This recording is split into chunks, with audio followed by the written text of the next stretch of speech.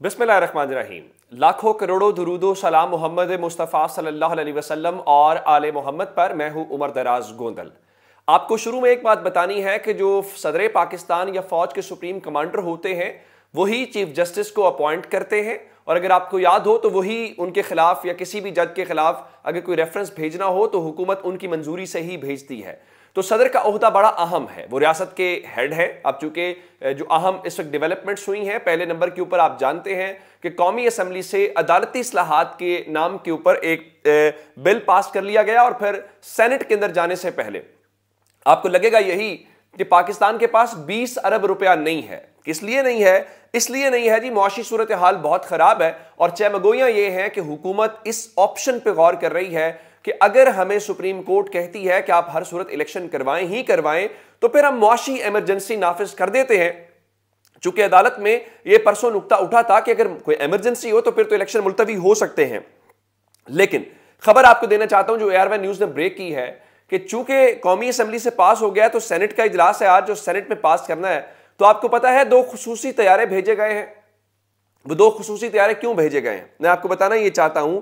लिखा हुआ है bill to curtail CJP's power, government send special flight for Quetta senators. यानी इस हवाले से उन्होंने क्वेटा एक स्पेशल जहाज भेजा है कि उन सेनेटर्स को लाया जाए ताकि वो इस हवाले से चीफ जस्टिस का जो इख्तियार है उसको काट सके। अब आपने इंपॉर्टेंट चीजें क्या देखनी है कि पहले कौमी असम्बली फिर सेनेट, इन दोनों से बिल पास होना, फिर सुप्रीम कोर्ट के अंदर से 3 जजेस के बेंच में से 2 का ये कहना कि सो मोटो जो है उसके ऊपर तमाम चीजें रोक दी जाए। अब सवाल ये पैदा होता है कि मोअज़्ज़ज़ काजी फाइज ईसा साहब ने, जिन्होंने ये फैसला दिया है, उनसे ये पूछा जाना चाहिए कि आखिर आपने 2019 के अंदर चल के जो फैजाबाद धरना के हवाले से एक डिसीजन दिया था, और फैजाबाद धरना केस का जो फैसला था उस धरने के हवाले से अगर ये सवाल तो हो सकता है ना कि आखिर तब आपने किस सूरत में फैजाबाद धरने के 100 मोटो के ऊपर फैसला दिया था, जो अब आप कहते हैं कॉन्स्टिट्यूशन के लफ्ज नहीं है। लेकिन मेरी खबर असल में इस वक्त ये नहीं है। खबर मेरी ये है कि आप जानते हैं कि सदर पाकिस्तान वाला मामला है, और सदर पाकिस्तान चूंकि रियासत के हेड हैं और इस हवाले से कॉन्स्टिट्यूशनल ओहदा है। अब बुनियादी तौर पे किया क्या गया है, एक्सप्रेस न्यूज की खबर है कि अदालती इस्लाहात बिल में तरमीम के बाद नवाज शरीफ को भी अपील का हक मिल गया, और ये मोहसिन दावड़ की अपील है जो उसमें शामिल की गई है। और ये बिल में तरमीम मोहसिन दावड़ ने पेश की। साबिक चीफ जस्टिस इफ्तिखार चौधरी और साकिब निसार के फैसलों के मुतासरीन को अपील का हक हासिल हो गया है। तो बिल्ली थैले से बाहर आ गई है। बुनियादी तौर पे आपको नजर ये आ रहा है कि देखें, ये चीफ जस्टिस के हवाले से उस चीज को रोकने की कोशिश की जा रही है, लेकिन हमें नजर आ रहा है कि जहांगीर खान तरीन जो एक्टिव हुए हैं, जिनकी लाहौर के मॉडल टाउन के अंदर मुलाकात भी हुई है, वो सारे जो पिट गए जुलाई के इलेक्शन के अंदर वो लोग हो गए, और नवाज शरीफ जो है तो उनकी वापसी का रास्ता खोला जा रहा है। इस प्रॉब्लम क्या है? इमरान खान जिस लंदन प्लान की बात करते हैं वो प्लान ये है कि हर कीमत पे, हर सूरत आप नवाज शरीफ को वापस लेके आएं। और नवाज शरीफ वापस कैसे कहते हैं उसके लिए आपको जनरल बाजवा के हवाले से जो उनके इंटरव्यूज हो रहे हैं वो देखना पड़ेगा।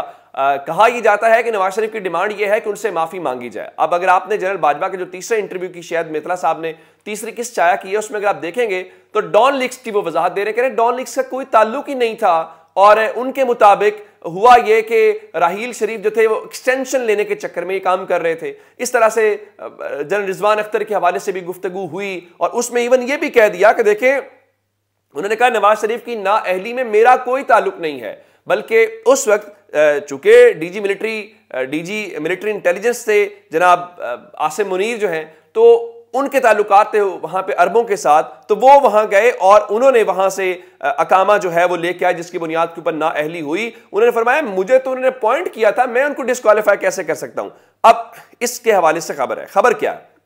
अब चूंकि supreme court practice and procedure bill 2023 पर कौमी असम्बली से मंजूरी हो गई है, जाहिर है वहां से भी मंजूरी हो जाएगी। उस मंजूरी के बाद एक और मरहला है, वो मरहला सदर पाकिस्तान के दस्तखत है।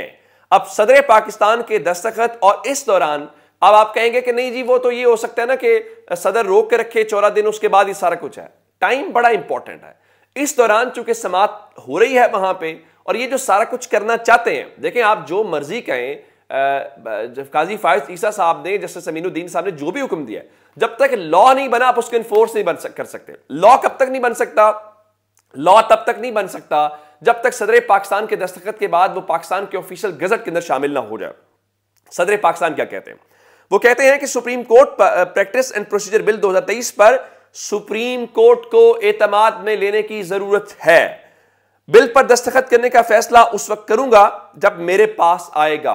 यानी उन्होंने कहा कि यह कबल अज़ वक्त है। अब जरा इमेजिन कीजिए, सदर मुमलिकत ये कहते हैं कि उनकी ये समझबूझ के अंदर वो ये समझते हैं कि ये ठीक नहीं है और वो चीफ जस्टिस से मुलाकात करते हैं और चीफ जस्टिस भी कहते हैं कॉन्स्टिट्यूशन से कॉन्ट्राडिक्टरी है। और अगर यही मामला सदर पाकिस्तान सुप्रीम कोर्ट भेज दें तो फिर क्या बनेगा? अब इसका मतलब यह है कि आखिरी कार्ड सदर पाकिस्तान का है और सदर पाकिस्तान ने कार्ड चलाना है। जितनी आसानी से ये चीजें करें इतनी आसानी से होंगी नहीं। और जिस दौरान ये 14, 15, 16 दिन का टाइम है, उस टाइम के बाद भी ऐसा नहीं है कि सदर पाकिस्तान दस्तखत करके वापस भेजेंगे। तो ये कोई तकरीबन 21 दिन आप या एक महीना के आस 21 दिन बनते हैं तकरीबन, तब तक तो सदर पाकिस्तान इसको रोक सकते हैं। और 21 दिन के अंदर अंदर अगर सुप्रीम कोर्ट से इलेक्शन का हुक्म आ गया तो फिर आप क्या करेंगे? सॉरी।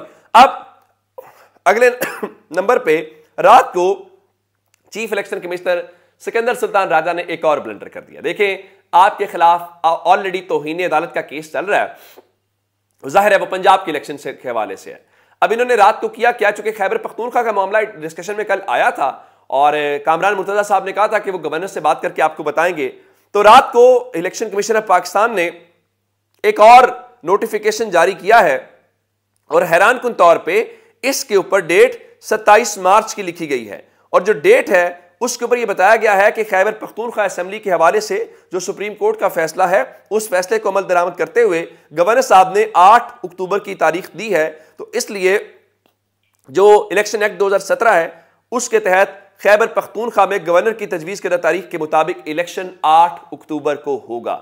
सवाल यह पैदा होता है कि गवर्नर साहब जो हैं वो तारीख तो दे रहे हैं, लेकिन क्या उस तारीख को लेके आप 8 अक्टूबर 90 रोज की लिमिट जो है वो पूरी कर सकते हैं? इस सवाल का किसी के पास कोई जवाब नहीं है।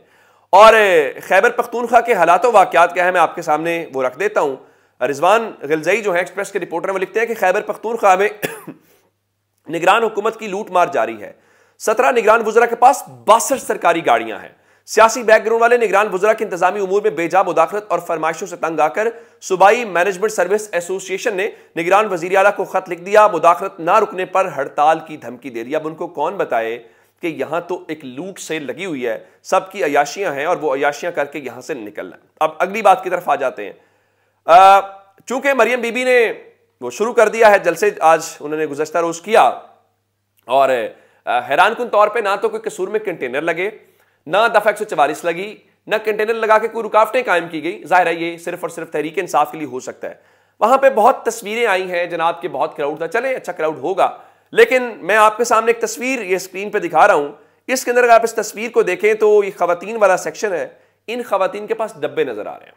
अब सवाल ये पैदा होता है कि डब्बे किस लिए नजर आ रहे हैं, ये डब्बे किस चीज के दिए गए, लोगों को किस लिए क्या कह के बुलाया गया, जिसकी बुनियाद के ऊपर ये सारा कुछ हुआ। और मरियम बीबी कहती हैं कि हम इलेक्शन में जाएंगे, इलेक्शन ही हल है, आप नहीं जाएंगे। मैं आपको दिखा रहा हूं, एक सर्वे है, ये सर्वे एक इदारे की जानिब से किया गया है जिसका नाम रिपब्लिक पॉलिसी है। उनके मुताबिक अगर पंजाब में सूरत हाल हो और उनका जो इस वक्त का सर्वे है उसके मुताबिक तहरीक इंसाफ पंजाब के अंदर 220 नशिस्तें जो तकरीबन 2/3 अक्सरियत के करीब हैं वो आसानी से जीत जाएगी। और पंजाब के अंदर मुस्लिम लीग नून का जो वोटर है वो ज्यादा से ज्यादा 50 सीटें जितवा सकता है। पीपल्स पार्टी 6 सीटें और पीपल्स पार्टी से ज्यादा तो आजाद उम्मीदवार 15 सीटें जीत जाएंगे और बाकी पार्टियां 6 कर करा के कोई तकरीबन आप ये समझ लीजिए कि 70-71 सीटें, बाकी पूरी ऑपोजिशन जो है वो जीतने की पोजीशन में होगी। तो ऐसे में कौन जालिम जो है वो इलेक्शन की तरफ जाएगा, कौन इसकी कोशिश करेगा, ये आपके सामने है। तो ये ओवरऑल सिचुएशन है। जाहिर है ऐसा कोई भी रिस्क लेने की कोशिश नहीं करेगा। अपना बहुत सारा ख्याल रखिएगा। खुदा हाफिज।